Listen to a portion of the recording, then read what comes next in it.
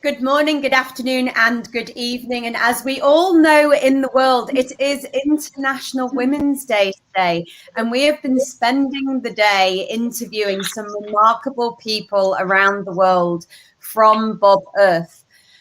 Bob is all about one key word, which is unity. And so today we felt like what better way of celebrating unity than bringing together the him and her conversation around female energy and how that plays out in the workplace, in our home, and in our lives. And throughout the day, we've interviewed Gina and Mel, who are brother and sister. We've interviewed Jackie and Tim from Australia, who have been working together for 17 years and also lived together and a husband and wife. And now we're going to interview Alison Cryer and Seb Sarrasin, and they have worked together for 5 years. Is that right, Alison? Yes, that's right. And Alison is a wealth of knowledge and one of our partners of Bob, and is very much a leader in the travel tourism sector, and is really an advocate, a huge advocate for change. So, Alison, could you introduce yourself and Seb and talk about your relationship and how the two of you have come together and what you've been doing together to make that change? Thank you very much, Lindsay, and thank you for inviting us both along. Seb and I have been working together now for 5 years. Oh, bless you! I might have the same problem. Hay fever. Yeah, Seb and I have been working together for 5 years. I was lucky enough to come across him when we were looking to recruit a new member of our team, and he's very much grown up from joining the company as an account director to being director of representation. In other words, he heads up all the travel trade activity within the company, the relationships with the travel industry, which allows me to get on and do other things as well as the day-to-day job. I don't like saying he's a number two because I think he's a number one. I'm probably the number two. I hate that expression. And he's not just my right-hand man. He's my left, right, and everything man. So definitely my go-to person. And we work very, very well together. It's been a fantastic experience all along the way. Yeah, very proud of him. Sorry, that was because of my sneeze. So thank you, Alison, for introducing Seb. And I'm actually going to move to Seb now and kick off the interview. So Seb, thanks so much for coming on today. And we've known Alison for a few years now. And I met Alison when I did a talk about building a brand and it was a talk to the whole of the travel tourism industry.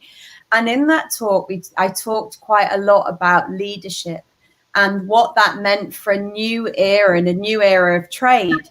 And obviously it's International Women's Day. And I wondered if you could kick off with, because you've worked so long with Alison, how does that female leadership space come together with yourself? And how do you lead together? And what do you see as the qualities in Alison around that space because you've worked with her for so long? Hi, Lindsay. Thank you very much for having us. That's a big question. So, yeah, I mean, as Alison mentioned, we've been working together for 5 years now. I mean, really working with Alison or working with women in particular is a great way probably to find the right balance together, because I believe that men and women are equal, but we are different. There's no denying that. And actually working with Alison or other women in the business kind of allows a balance. Women maybe are dealing a bit more from the heart, emotionally. I would probably be the person who actually think a bit more logistically. So it's a nice balance, because Alison sometimes can get excited about something, and I would be looking at that project with a different view, more logistical, and it is good because I can tell Alison, well, actually it's a great idea, but this entails this and that. And then we can review and adapt and make sure that it's going to work going forward. Likewise, maybe I am quite down to earth, and I was born and raised in Switzerland as well, so that probably hasn't helped. And maybe sometimes I'm not able to really see outside the box. I'm kind of working in that kind of square. And Alison, being more emotive, leading more from the heart, is able to lift me up and maybe make me look at the picture, at the bigger picture, and not just get stuck in the specific. So I think it works well. We complement one another, because again, I think that there is leading from the heart and maybe the more logistical way, which is the way I work, really. Interestingly, I've been doing some interviews all morning, and I've been reflecting on all the different conversations, Seb, and a lot of the conversations that have come out have talked about this leading from the heart and then the logistical, more operational side. And actually, what I've realized is that in my interview with Tim and Jackie, who have worked together for 17 years and are married to each other, I would say that leading from the heart and the logistical side was one of the key themes. And then when I interviewed Mel and Gina, the same conversation came out. And now, obviously, coming into this conversation with you, where, Alison, I'm going to bring this into you because I reflect on who I work with. So on one side, I have Faye, who you know well, and who I refer to as my absolute right arm, left leg, the person that helps me to get a lot of things done and achieved. Then there's obviously Catherine, who comes in from a leadership perspective of CEO and founder working together. And then I've obviously got Darren, who's like my business husband. And I often find the relationship exchange is probably one of the most important things, whether you're working with a man or a woman. Could you talk to me about that relationship exchange that goes on inside a business from the female perspective and from then looking at it from Seb's perspective, but from your perspective, what is that relationship exchange that goes on inside an organization? Yeah, it's very individual, isn't it? The relationship exchange. It does depend on the individual, because some individuals are more open to a relationship exchange, and some are sometimes a little bit closed. And you kind of have to pull the exchange out of them.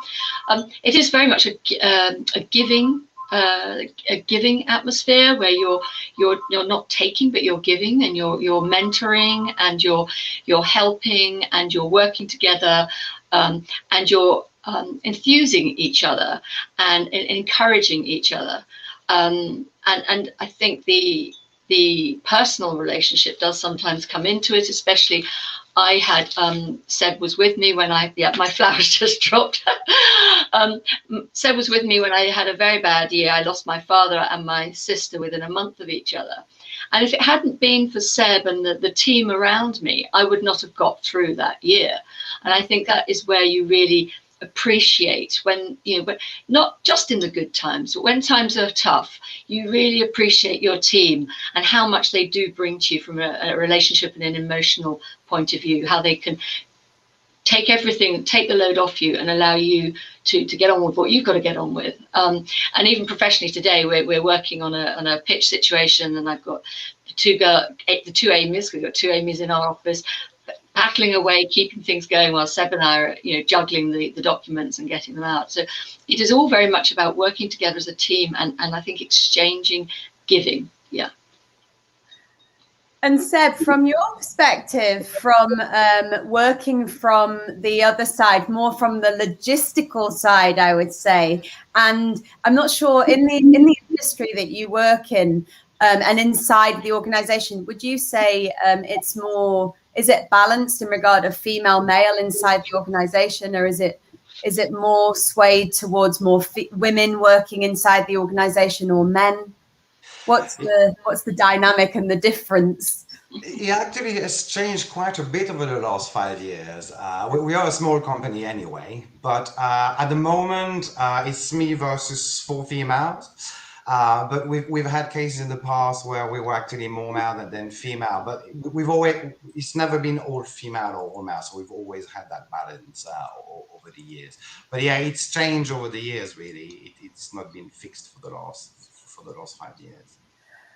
So I'm going to ask you then, what does, as it's International Women's Day, what does it mean to you? What does it mean to you, Alison, to celebrate International Women's Day today?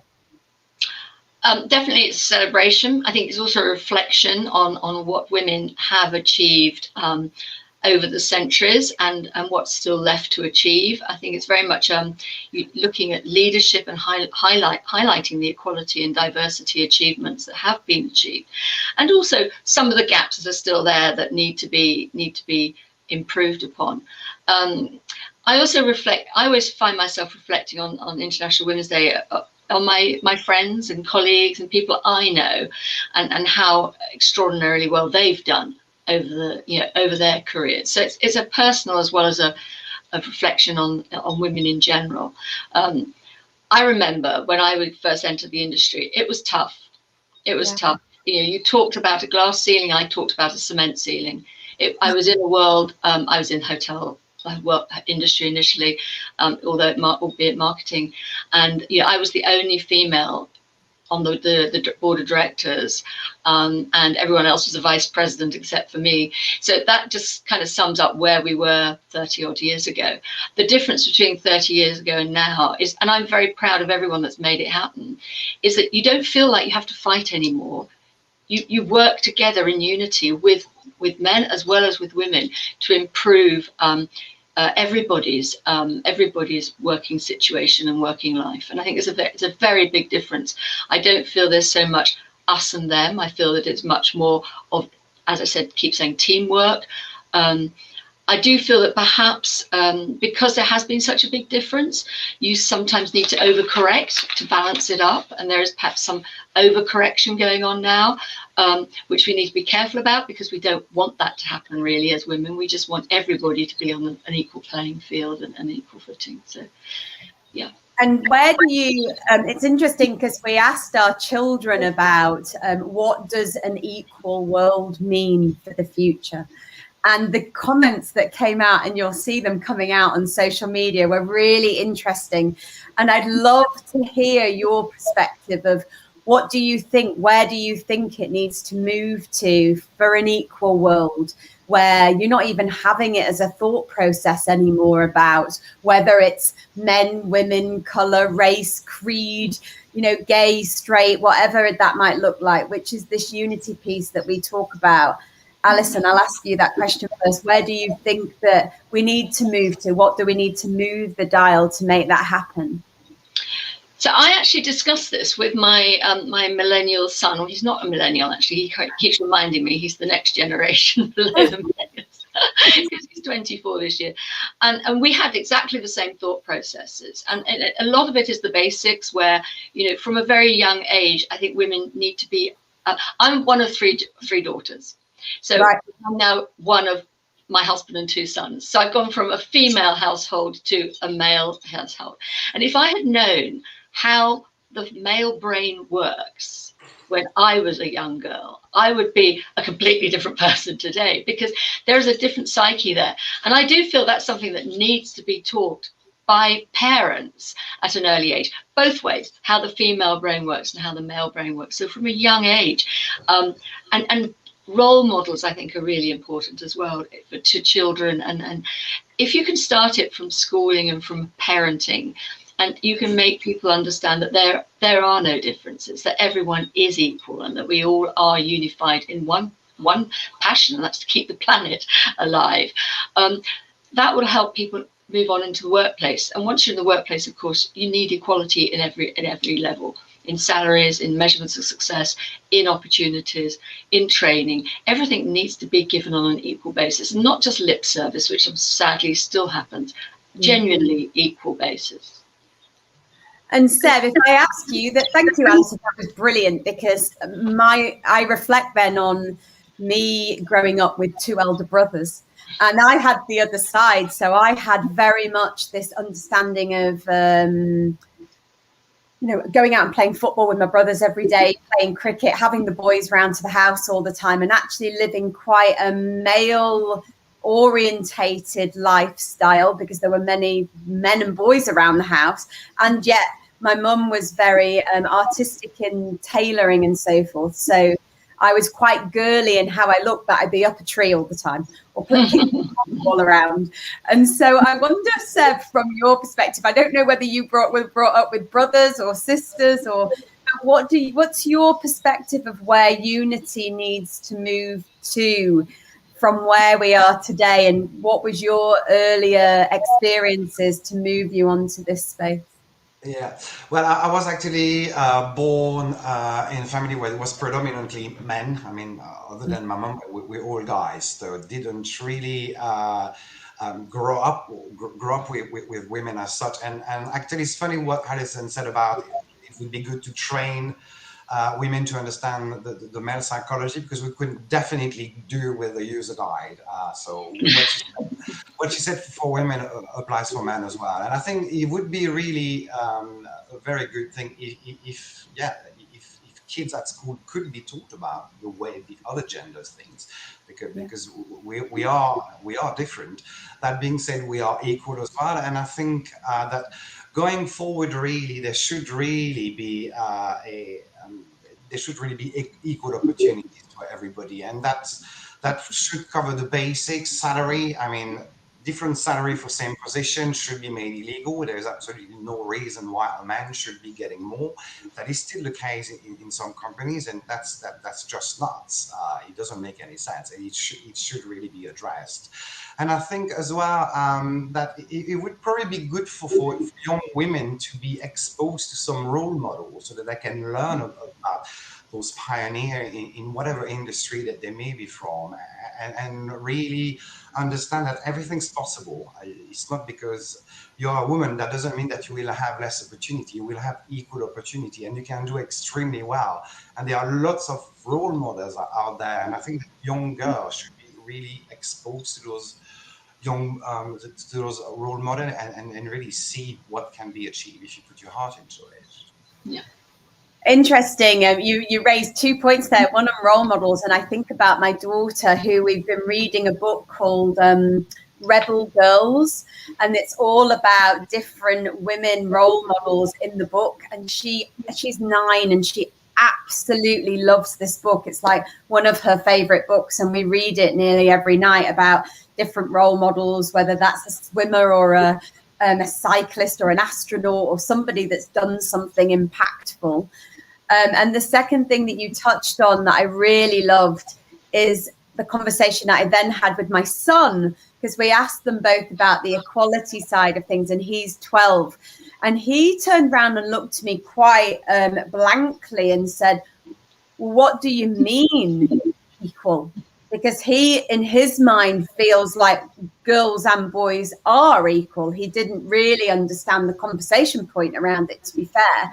And then we explained to him about wages, people, in the sporting industry, that female footballers are paid considerably less than male, and in some working environments, presenters, there was a big thing that came out in the newspaper about presenters being paid of a different pay. And he found that quite fascinating. He was unaware of any of that going on, because in their world, boys and girls are equal. There is no difference. And so something that I thought as a consideration, Seb, from your conversation, which is, if we could build the foundation inside the world now, from our perspective, because we are that generation that was brought up in that space. What do you think that what would be a key thing that we would change in the foundation? Well, what would be a key thing, not change, that we would drive into, so when our kids are grown up, and my son and my daughter are now running the businesses and running, different workplaces and so forth, that they would be able to come in with this lovely mindset of, we are all equal anyway. Well, I mean, it's education, but it's working. I mean, you've just been talking about your son, who actually was bemused that there is a difference, and didn't quite understand why a man and a woman wouldn't be paid the same. So, I mean, that's very much taking place now, and it's really through education. And I think that when your son and his generation will be the leaders of tomorrow, they won't even think for a second that a salary should be different for a man or a woman, because it's not the way they have been brought up. They have been brought up thinking that we are equal, and therefore we deserve equal opportunities and equal reward. So it's ongoing. I think it's already taking place now. Yeah. And interestingly, a question for you, Alison, before I ask my last question for the session, is I wrote an article quite a number of years ago, and it was about first generation women. And this was about an acknowledgement that our parents, this is not a generalist because there are a lot of women that did go out and work, but there wasn't the opportunity for our parents to go and be an entrepreneur in the way that we are today, be able to live a purposeful life in the way that we are doing today. And also, though, that means that there is no handbook that teaches us. We are the first generation to teach our children how to do both, how to work, how to run a household, how to have children, how to be a wife, how to and so forth.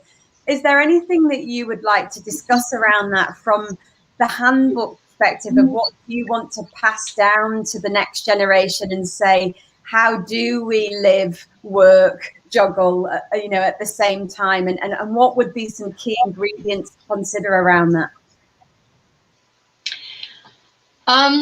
Yeah, I do think the world has changed dramatically. Excuse me. I'm going to have to take this off. I'll the flower. My hay fever, sorry. The world has changed so dramatically that I think the handbook we would have perhaps wanted to have and the handbook we would hand over is going to be very different. Excuse me.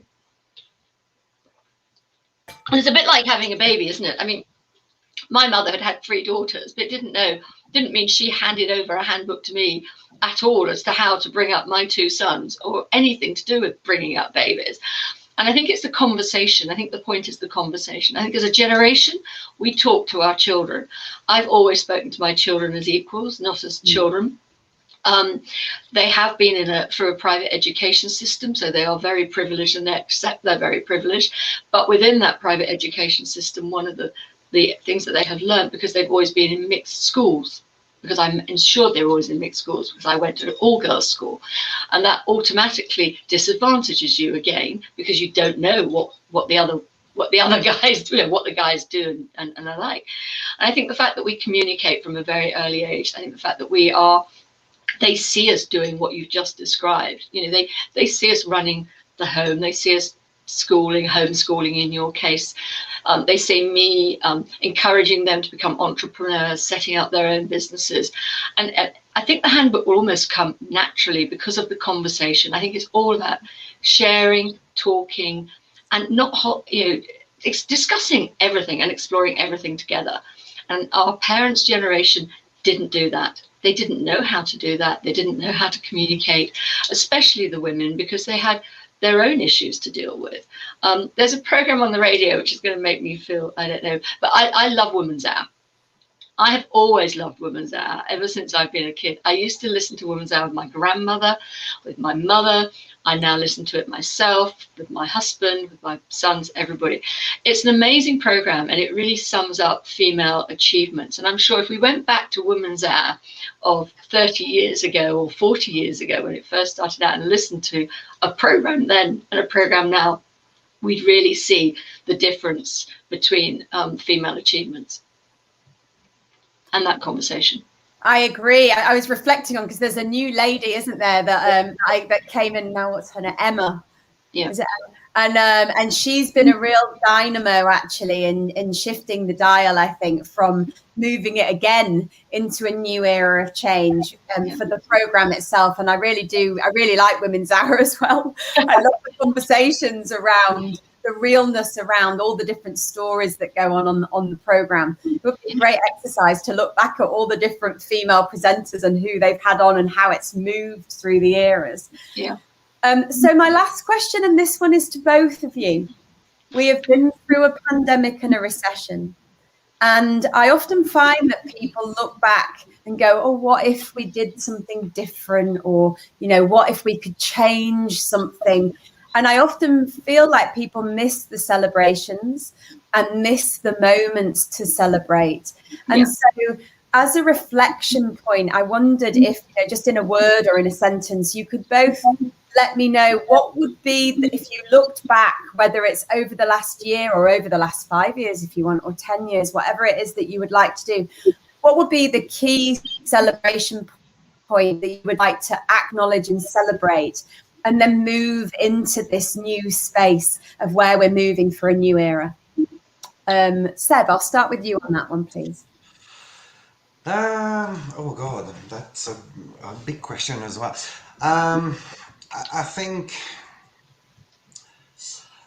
I mean, I don't know if it's necessarily to do with the pandemic, but I think that one thing that I would celebrate, as far as women are concerned, is the ability to be able to juggle so many different things, because they are very often mum and wives, and that's on top of being leading the industry, and that's absolutely amazing. And it sends out such a very good positive message, telling young girls you can have it all.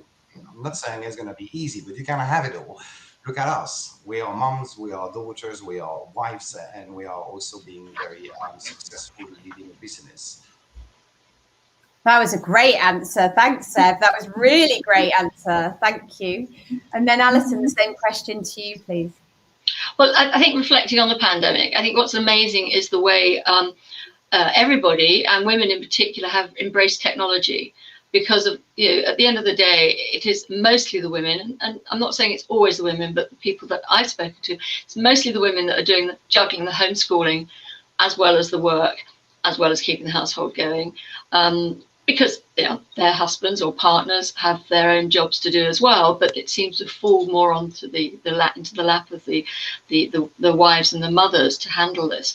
And I think from probably most of us just about knowing what Skype was and having the odd WhatsApp conversation and still really preferring the telephone and in person, to completely in a year, in 12 months, it is extraordinary that every single person, and definitely every single woman I come across, can tell you about 4 or 5 different types of, like we're doing now, video technologies they use, and which they prefer and which they don't like, and why. I think we can really celebrate embracing technology and being pushed into it, but embracing it for the future, because it really will.